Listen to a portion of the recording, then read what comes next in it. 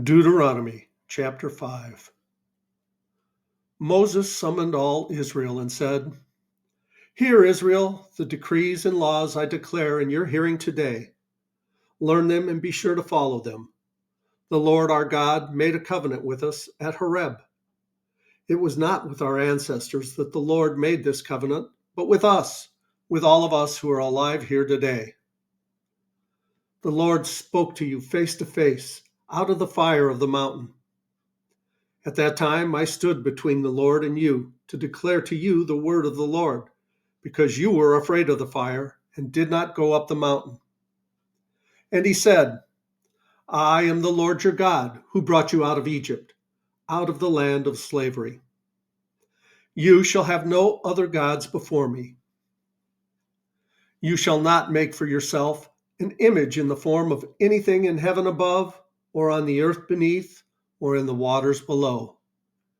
You shall not bow down to them or worship them, for I, the Lord your God, am a jealous God, punishing the children for the sin of the parents to the third and fourth generation of those who hate me, but showing love to 1,000 generations of those who love me and keep my commandments.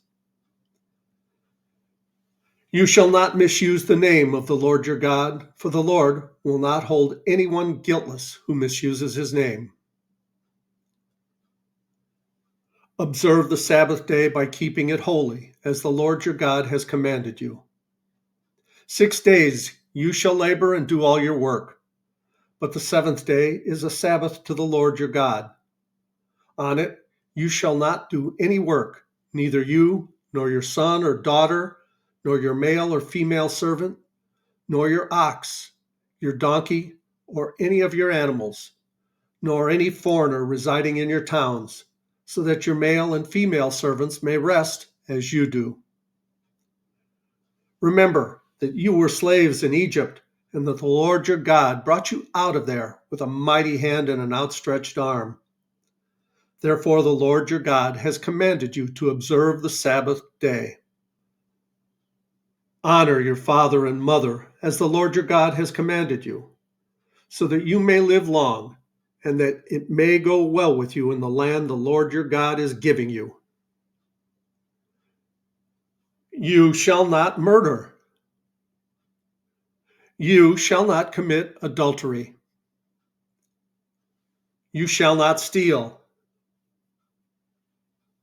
You shall not give false testimony against your neighbor. You shall not covet your neighbor's wife. You shall not set your desire on your neighbor's house or land, his male or female servant, his ox or donkey, or anything that belongs to your neighbor.